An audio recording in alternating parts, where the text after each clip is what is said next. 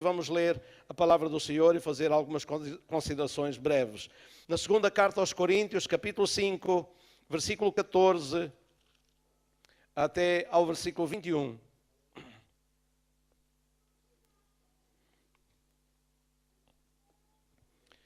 Segunda carta aos Coríntios, capítulo 14, ou melhor, desculpe, capítulo 5, versículo 14. Isto hoje, irmãos, já estive a pregar 3 vezes e agora é a 4ª.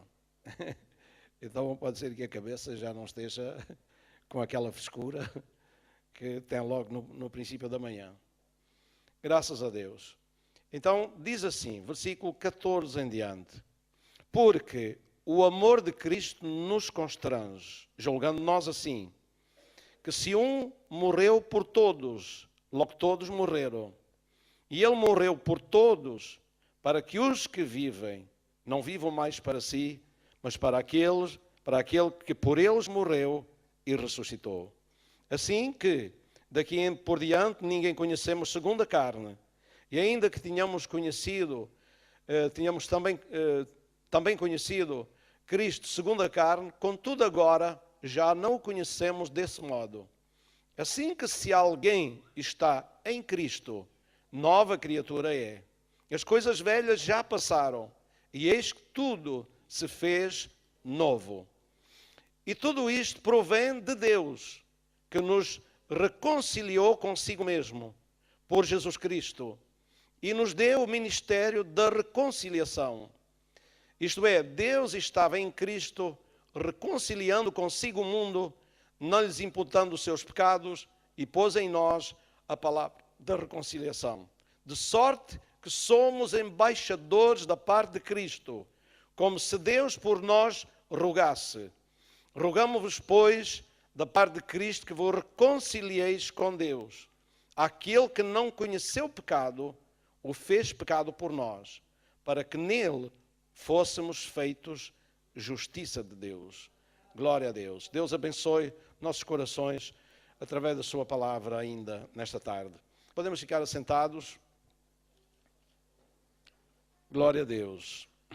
Paulo está escrevendo esta carta aos Coríntios, a segunda carta, talvez a terceira, mas a outra não é conhecida. Mas a primeira carta, podemos ver que ele dissertou e ensinou sobre muitas coisas. E algumas coisas eram coisas que não eram agradáveis. Embora aquela igreja fosse uma igreja de Deus, diz lá, igreja de Deus, tivesse todos os dons, contudo, haviam algumas coisas que não estavam bem, aquela igreja não era tão unida assim, aquela igreja dava lugar a determinadas coisas, aquela igreja, muitos deles estavam muito inchados na sua sabedoria, diz lá, inchados mesmo. Então, tinha vários problemas, mas, e alguns talvez não se quisessem sujeitar, e até o apóstolo tinha problemas com eles, porque eles parece que não queriam lhe dar ouvidos. Talvez pensassem que ele seria um pouco assim, vamos lá, não soubesse o que eles sabiam. Mas, quando nós olhamos Paulo a escrever para eles alguma coisa como esta, porque o amor de Cristo nos constrange, julgando nós assim, que se um morreu por todos, logo todos morreram. Significa, Paulo estava dizendo, primeiro, que Cristo morreu por todos. Não há uma criatura debaixo do céu, desde o início até ao fim, por quem Cristo não tenha morrido por ela. Cristo morreu por todos aqueles que eram antes dele, isto é, antes dele na carne, porque ele é o princípio da criação de Deus, não é verdade? Antes dele no sentido, antes dele vir ao mundo.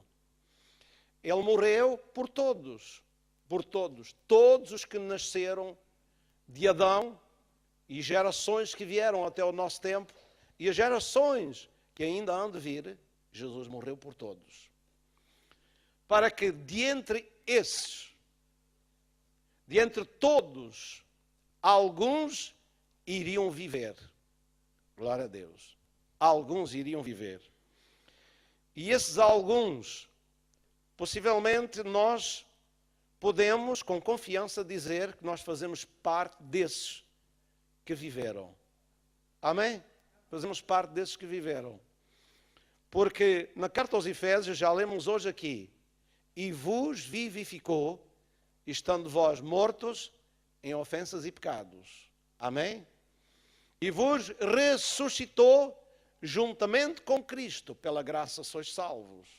Amém? E nos assentou nos lugares celestiais em Cristo Jesus, porque Jesus não só morreu, mas também ressuscitou. E depois subiu para o céu e assentou-se à mão direita do Pai, onde Ele está, agora, intercedendo por nós, exercendo o seu ministério sacerdotal em nosso favor. Sim, e porque nós nos identificamos com Ele na sua morte, nos identificamos com Ele na sua ressurreição, e porque nós estamos em Cristo Jesus, então significa que nós estamos já representados nele, sentados com Ele nos lugares celestiais. Estamos com Ele na sua morte, estamos com Ele na sua ressurreição, estamos com Ele na sua subida, e agora nós temos acesso ao Pai, nós estamos também nele, onde Ele está sentado à mão direita do Pai. Glória a Deus. Isto pode não ter muita importância para muitos, mas para mim tem uma importância muito grande. Muito grande. Aleluia. Assim Ele morreu por todos. E se Ele morreu por todos, foi porque todos morreram. O que é que Ele quer dizer? O que é que está querendo dizer com isto? Significa que todas as pessoas, por causa do pecado, acabaram morrendo. O que é morrer? Qual é o sentido de morrer? Na Bíblia, o sentido de morrer é separado da vida. É separação. Morte é separação. Separado da vida significa que todos se ficaram separados da vida de Deus. E significa que morreram espiritualmente. Adão morreu porque se separou da vida de Deus. Os seus descendentes, alguns morreram porque não quiseram colocar a sua fé em Deus, não é verdade? Abel foi um dos filhos de Adão que creu em Deus e guardou a sua palavra e procurou servir a Deus, mas foi morto pelo seu irmão, não é verdade? Depois veio Sete, também creu e começou a invocar o nome do Senhor e com certeza com ele outros começaram a invocar o nome do Senhor. E por começaram a invocar o nome do Senhor e se ligaram a Deus, eles tiveram vida, eles viveram. E por aí adiante, pelas gerações que vieram até hoje, mas nós vemos que todos morreram separados, ficaram da vida de Deus, mas aqueles que se converteram e que se ligaram com Deus e buscaram a Deus, esses viveram. Glória seja dada ao nome do Senhor. Confiando na promessa daquele que havia de vir, daquele que havia trazer a vitória, que era o Senhor Jesus Cristo, o Filho de Deus, a semente da mulher, que foi prometida no Éden, que haveria luta, haveria guerra entre a mulher e a serpente, entre a sua descendência, a descendência de cada um. Haveria. E o descendente da mulher havia de ferir a cabeça da serpente, ao mesmo tempo que a serpente devia ferir o seu calcanhar. E quando uma serpente fere o calcanhar, o veneno mortal então passa para aquele a quem ela fere. E o veneno mortal da morte e dos nossos pecados passou para Jesus Cristo. Aquele que não conheceu o pecado, o fez pecado por nós. Acabamos de ler aqui. O fez pecado por nós.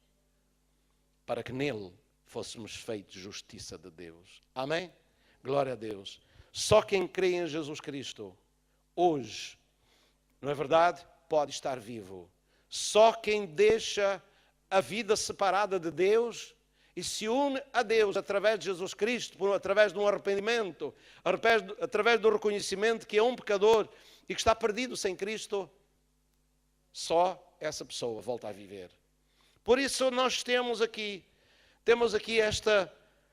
os que morreram e os que vivem, todos morreram, para que os que vivem não vivam mais para si, mas para para aquele que por eles morreu e ressuscitou. Glória seja dada ao nome do Senhor. Depois que nos convertemos, para quem vivemos nós? Outrora vivíamos para nós mesmos. Outrora vivíamos para o mundo, para agradar ao mundo. Outrora vivíamos para agradar não sei a quem sequer, que nós vivíamos para agradar. Não é verdade, mas vivíamos na vaidade dos nossos sentidos. Mas quando nós conhecemos Cristo, nós nos convertemos ao Senhor, para não viver mais segundo o mundo, segundo o curso do mundo, já lemos aqui também, segundo o curso deste mundo, segundo o príncipe das potestades do ar, que opera nos filhos da desobediência e que vivem mortos nos seus pecados e nos seus delitos, para nós podermos receber a graça de Deus e sermos vivificados e viver agora para a glória de Deus. Amém? Para que os que vivam não vivam mais para si, porque era nessa vida egoísta que nós vivíamos outrora, para nós mesmos, e para agradar os outros, e para agradar o mundo, para sermos populares, para sermos reconhecidos pelas outras pessoas. Agora, o crente procurará ser reconhecido por Jesus Cristo no céu. Amém? Bom será que cada um de nós busque a glória de Deus e busque ser conhecido no céu. Busque ser conhecido no céu. Aquele que me confessar na terra, também eu confessarei diante de meu Pai e diante dos santos anjos. Isto não é maravilhoso? Nós, se confessarmos Jesus aqui na terra, nos convertermos a Ele, fazer dele Senhor da nossa vida, Jesus nos vai confessar no céu e nós seremos conhecidos no céu, diante do Pai e dos anjos. Isto é maravilhoso. É maravilhoso ou não é? Amém? O que nós fazemos na terra é conhecido no céu. Quando nós fazemos coisas boas na terra, o nosso nome é gabado no céu. Amém? Quando nós honramos a Cristo, quando nós falamos de Cristo, quando nós glorificamos o nome do Senhor, quando nós adoramos ao Senhor, os anjos levam boas novas da terra para o céu. Amém? E quando é anunciado essas boas novas no céu, até um pecador que se arrepende traz alegria no céu. Nós não pensávamos que o céu estivesse assim tão ligado, ou melhor, a terra estivesse tão ligado com o céu e o céu estivesse tão ligado com a terra. Não é verdade? Mas Jesus, eu já li aqui hoje, vereis os céus abertos, ou o céu aberto, e os anjos de Deus subirem e descerem sobre o Filho do Homem. Isto é, um caminho aberto, uma porta aberta no céu, e o céu ligado com a terra e a terra ligada com o céu, num intercâmbio glorioso, desde o trono de Deus até a terra e da terra até o trono de Deus. E eu acho isto uma coisa interessante. Afinal de contas, se houver fé, confiança, e se estivermos sintonizados com Cristo e tivermos a coragem de viver e de honrar o nome de Cristo aqui na terra, deixar de viver para nós mesmos, para a nossa grandeza, a nossa glória, enfim, a nossa popularidade, e quisermos honrar o nome de Cristo, então haverá uma porta aberta no céu, e haverá regozijo no céu, e haverá bênçãos que da terra alegram o coração de Deus e os anjos, mas também quando nós na terra alegramos o coração de Deus e os anjos, do céu virá bênçãos para alegrar o coração de cada um de nós. Amém? Acreditam nisso, não acreditam? Louvado seja o nome do Senhor. Assim, meus irmãos, diz aqui que e Ele morreu por todos, para os que vivem não vivam mais para si, mas para aquele que por eles morreu e ressuscitou. Significa que nós fomos comprados pelo sangue, pela morte de Cristo, pelo preço pago, e agora nós não somos de nós mesmos, nós pertencemos ao Senhor. Para Ele devemos viver, a Ele devemos honrar. Então, continuando, diz, e tudo isto, versículo 18, provém de Deus, que nos reconciliou consigo mesmo. Tudo isto provém de Deus. Não provém de cada um de nós, mas é recebido por Deus e é trazido até nós, para que nós possamos desfrutar destas coisas que Deus preparou para nós através de Jesus Cristo. Sim. Agora, se alguém está em Cristo Jesus, foi reconciliado com Deus e passou, como diz em Efésios e em Colossenses, também no primeiro capítulo, nós fomos tirados da potestade das trevas para o reino do Filho do seu amor. Isto é, houve uma mudança, um transporte, uma transladação da nossa vida de uma situação, de um estado para outro estado, de um reino para outro reino. E agora nós estamos em Cristo Jesus. Glória a Deus.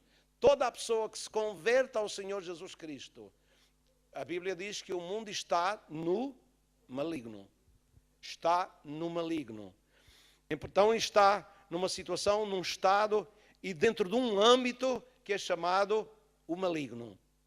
Mas quando alguém se converte, Deus tira desse âmbito onde o maligno está atuando e vem para o outro âmbito, que é o âmbito do reino do nosso Senhor Jesus Cristo. Isto é uma transladação que se dá espiritualmente falando. Nós deixamos de espiritualmente pertencer a alguém e começamos a pertencer ao outro. E eu dou graças a Deus por essa mudança que houve na vida para não dizer todos, muitos na igreja. Mas a igreja que é a igreja, mesmo igreja, podemos dizer todos que pertencem à igreja do Senhor Jesus Cristo. Amém? Todos os que pertencem à igreja. Não estou falando dos que estão na igreja, mas dos que são igreja, pertencem a Cristo. Todos foram tirados da potestade das trevas para o reino do seu Filho amado. E agora nós não estamos mais nas trevas, nós não estamos mais num âmbito em que é dito que está no maligno, para agora estar em Cristo Jesus. E se alguém está em Cristo Jesus, então é uma nova criatura. Começou uma nova vida, nasceu de novo, ressuscitou juntamente com Cristo. A sua mudança foi grande, foi notória para si mesmo, e foi notória para os seus familiares, e foi notória para o mundo ao seu redor. Isso deu impacto e houve reações negativas acerca daqueles que mudaram a sua vida, que agora estão em Cristo. Houve reações negativas, outras positivas. Amém? Reações negativas de pessoas que não gostaram dessa mudança, que não ficaram satisfeitos dessa mudança, que ficaram perturbados com essa mudança, talvez com preconceitos agora de se relacionarem com a pessoa que mudou, que nasceu de novo, que começou a ter novos princípios, nova orientação na sua vida, que saiu dessas trevas, desse modo de vida, no mundo em que vivia e agora passou a viver para Cristo. Talvez não ficou agradável para algumas pessoas, mas o que importa é isso. O que importa. Verdade, irmãos? O que importa é isso. O que importa. O mundo pode não ficar agradado. O diabo pode não se agradar disso, mas o céu se alegrou. Os anjos de Deus se alegraram e se regozijaram. E o Filho de Deus pode dizer, valeu a pena ter morrido por eles. Amém?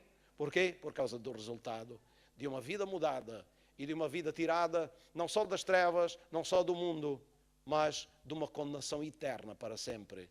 Então, para uma salvação que é eterna e para sempre também. Louvado seja o nome do Senhor. Agora nós precisamos de ter a bênção de Deus nas nossas vidas a cada dia. E essa bênção nos acompanhando. Na carta aos Gálatas, nós vemos que é mencionada uma bênção, que é a bênção que foi dada a Abraão. A bênção que foi dada a Abraão. Na carta aos Gálatas, no capítulo 3, diz que diante deles, Jesus Cristo foi representado como crucificado diante deles. E eles nunca mais deviam esquecer esse quadro que eles viram pintado pela pregação do Evangelho de Cristo crucificado diante dos seus olhos. Amém? Paulo pregou a cruz de Cristo, pregou Cristo crucificado diante deles. E eles receberam a mensagem e visualizaram Cristo crucificado. E pela fé no Cristo crucificado, a Bíblia diz que eles foram abençoados, que eles foram cheios do Espírito Santo, que Deus fez maravilhas no meio deles, que Deus operou de maneira eficaz nas suas vidas e os libertou de muita coisa que havia na sua vida por maravilhas, por milagres que fez no seu meio. Está tudo no capítulo 3, mas eu vou ler mais adiante. Versículo 9 diz: de sorte que os que são da fé são benditos com o crente Abraão. E diz: todos aqueles que são das obras da lei estão debaixo de maldição, porque está escrito: maldito todo aquele que não permanecer em todas as coisas que estão escritas no livro da lei para fazê-las. Depois, mais adiante, diz, versículo 13: Cristo nos resgatou da maldição da lei, fazendo-se maldição por nós. Porque está escrito: maldito todo aquele que for pendurado no madeiro. Para que Jesus fez isto? Para que Jesus morreu? Porque é que Jesus recebeu a maldição do madeiro? Que diz: maldito todo aquele que foi pregado no madeiro. E Jesus se fez maldito e até se fez pecado por nós. Lemos lá em Coríntios. Aquele que não conheceu o pecado, fez pecado por nós, para que nele fôssemos feitos justiça de Deus. Então diz aqui: para que a bênção de Abraão chegasse aos gentios, conforme estava profetizado a Abraão, que nele, na sua descendência, todas as nações, todas as etnias da terra seriam abençoadas. Amém? Seriam benditas, seriam abençoadas. Todas as etnias da terra. Então, nós podemos ver aqui que chegasse aos gentios. Que bênção era essa que ele estava falando?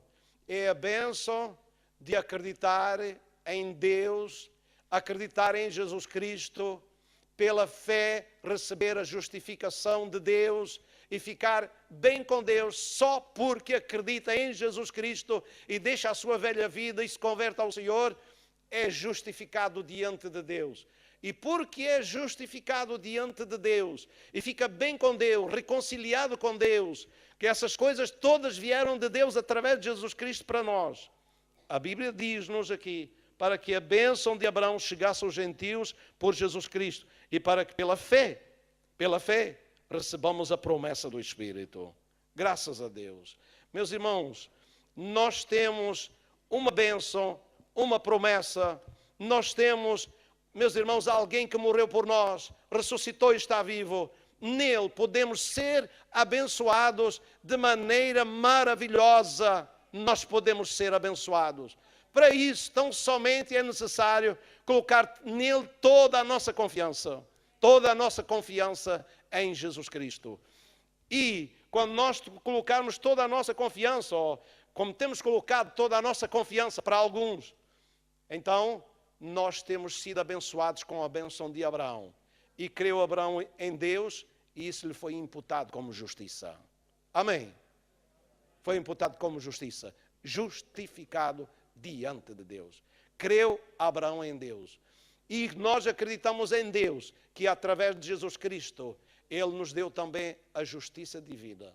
E como essa justiça é recebida mediante a fé, a nossa confiança nele, então a bênção de Abraão chega a nós. E nós somos abençoados com o crente Abraão. Amém? Pela fé em nosso Senhor Jesus Cristo. E para que também, pela fé, nós recebamos a promessa do Espírito.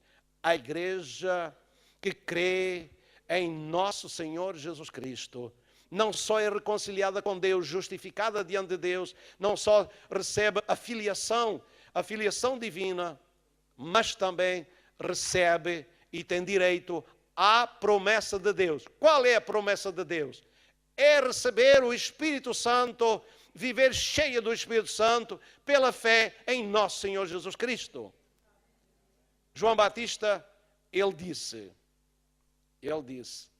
que eu batizo-vos com água e qualquer um que seja chamado por Deus, vocacionado por Deus, pode batizar com água. Qualquer pessoa que se converte. Verdade? Há pouco tempo batizamos aqui. Vários pastores batizaram aqui.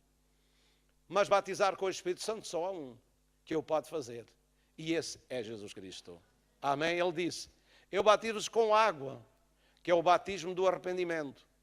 Mas após mim vem um, que eu não sou digno de desatar a correia das suas alparcas. Esse vos batizará com o Espírito Santo e com fogo. Aleluia. E meus irmãos, a igreja não pode ficar apenas pelo batismo, pela fé da justificação, pela fé da reconciliação, que nos leva à reconciliação. Nós não podemos ficar apenas olhando que Cristo morreu pelos nossos pecados, mas olhar que Ele está glorificado à mão direita do Pai. E Ele disse, aquele que crê em mim, como diz a Escritura, rios de água viva correrão do seu interior, do seu ventre.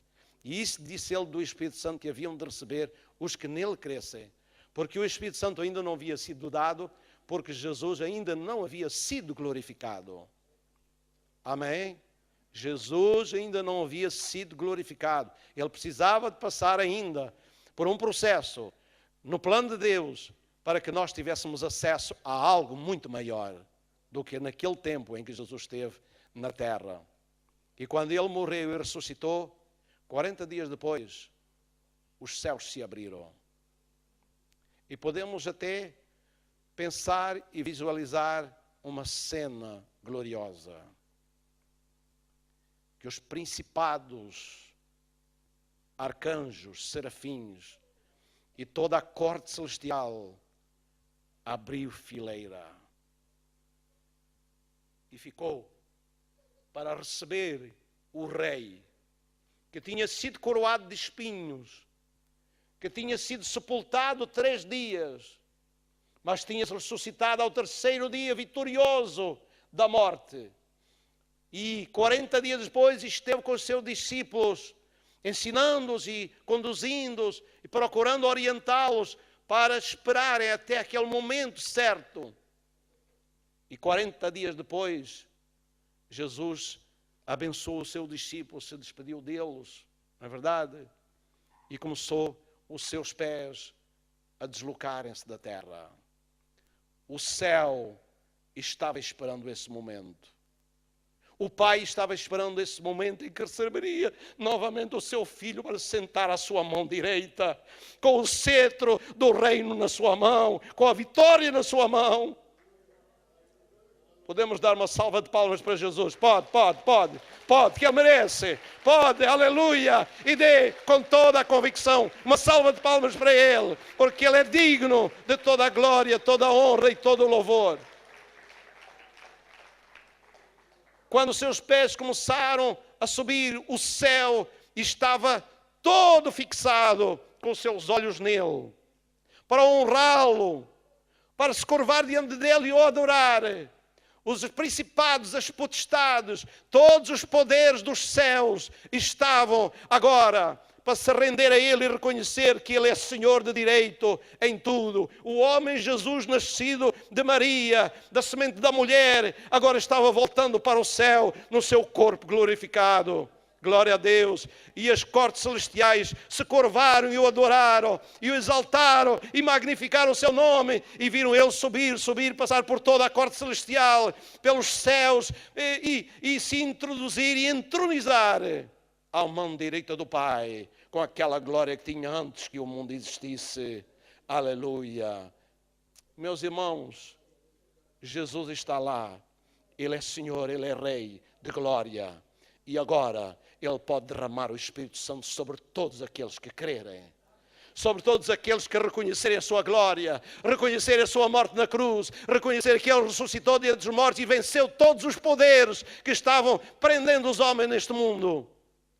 E sim, Ele subiu para o céu, porque Jesus ainda não tinha sido glorificado, o Espírito Santo não podia ser derramado sobre a vida de homens e mulheres que crescem nele ainda.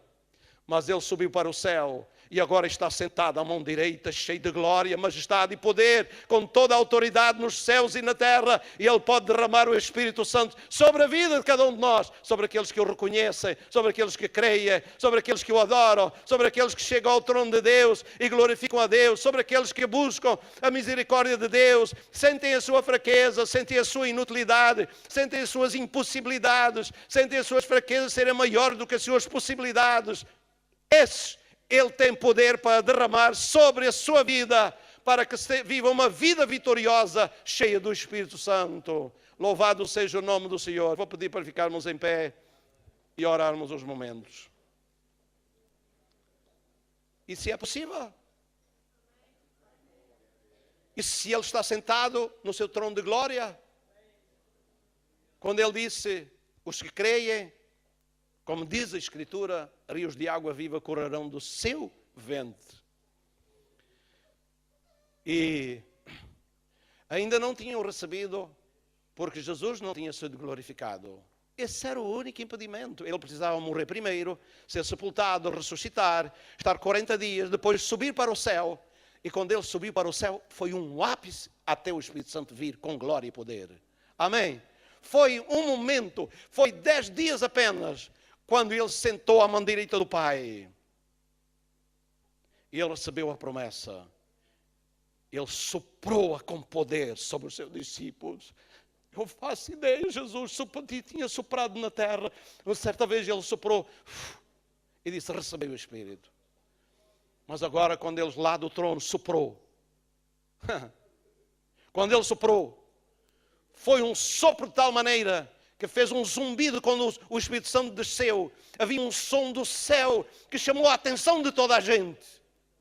Chamou a atenção de toda a gente em Jerusalém, que era um som veemente, um som poderoso. E esse som era de um vento que vinha com um ímpeto tão forte que soprou dentro da casa onde eles estavam, de uma maneira tão poderosa, e juntamente línguas de fogo caíram sobre eles.